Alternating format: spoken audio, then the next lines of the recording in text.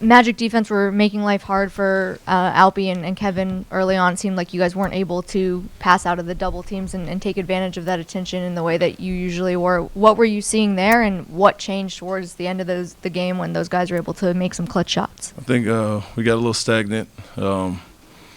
Didn't move it as quickly and keep it simple. Move it. Let the other guys be recipients. So just get rid of the ball off the double, not try to make a home run pass. And what we've done all year is get it out and get wide open looks. We held on to it a little bit too long, caused some turnovers. The credit to them. They were physical on defense, taking away a lot of our catches, pushing us out on the post and elbows.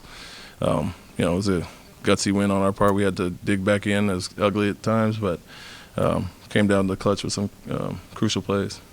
Since you have so many young guys, do you like that they're having to learn to win ugly, close games like this? Yeah, I mean, younger, old, newer group together. I think that game's going to help build some character and put us in certain situations that we haven't been in as a group. So it's not just the young guys, Kevin with those guys, and everybody else that came in and contributed. And so, like I said to them, it was nasty a lot of the game, especially the first quarter. Felt like our effort, and we picked up our intensity the last three quarters and overtime, but got it back to 2-point game, back to 9, and kept having to grind back. And good situational things to work on at the end of the game, and we executed well in those situations. Coach, it's been a few years since you and Kevin were in Brooklyn, but as far as being a leader, are you seeing anything different with how he's approached his teammates and in these tough situations? Yeah, it is a different situation for him overall. I think, being with a younger team, he has to be more vocal at times and, more demanding at times. And, I said the same thing about Jeff Green. He's in a different role here with a much younger team the last 3 years, and he's more vocal and much different than when he was in Brooklyn. And same with Kevin. You got James Harden and Kyrie and a lot of vets around you. You don't have to speak up or do certain things as much, but being here first time with this group, it's a different type of leadership, just not just showing it every day. It's more teaching and putting your arm around guys. And so it's a different type, and you've seen that from him.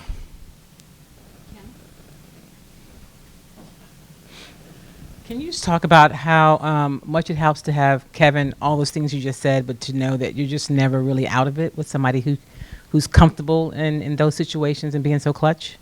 Yeah, I mean, they were doing some different things, throwing bodies at him, switching some matchups, and for the most part, it didn't double as much. Some, high hedges in the pick and roll, but if he gets a matchup that he likes, big or small, he's going to get a quality look off. And so, they wanted to guard one-on-one, and we trust him at all times, getting to the spots that he likes and, taking and making those shots. And so luxury to have that when it's not going as smooth as it has been.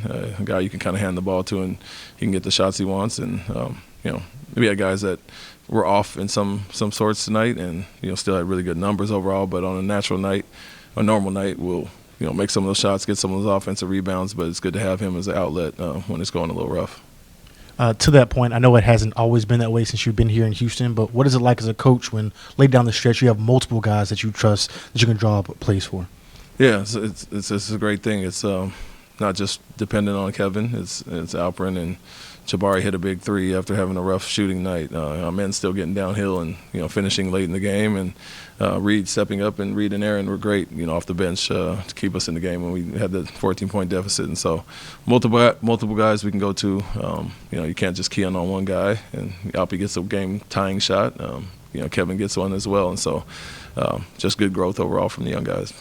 You mentioned this a second ago that you guys got to 2 multiple times in the game and never could get over the hump. What changed in the fourth quarter from your view that allowed you to kind of catch up and finally get ahead and at least set the stage to get into overtime? Yeah, it was both sides. It was we finally got some stops. It felt like every time we did get a stop, they had an offensive rebound, kick out for threes. So we finally got some rebounds, got out and ran, and then converted some shots, just frankly, that simple. Some of the ones we were missing earlier, some of the offensive rebound putbacks and things of that nature that we were dropping those balls, we converted those later in the game. So a combination of both ends.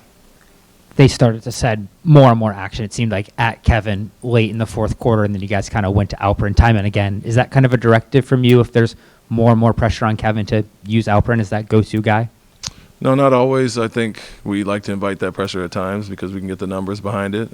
We didn't convert as well as we had in the past to some of their traps, but knowing we can go to Alpy and some of their guys were in foul trouble, and we knew he'd get it going and get some quality shots, crazy numbers, 30, 13, and 8. on 31 shots, but he'd get it going eventually in the fourth quarter, and he did that, obviously with the last shot as well. And what do you think changed for him on his shooting or just on his scoring tonight after that first half? It was not going to be perfect every night. You're not going to make some of the ones you do and not normally do. I think, like I said, a lot of balls were being tipped and batted around that we would usually had. And so from that standpoint, you just got to stick with it. Rough shooting night for guys. Jabari hits a big three, and then Alperen comes through in the clutch. And so when you're dependent on guys to do that and that's their role, you just got to stay confident, stick with it, and know the worm is going to turn. Do you find that you have to say something to Alpy and late in these close games, or is that kind of something that he finds within himself to find that extra gear?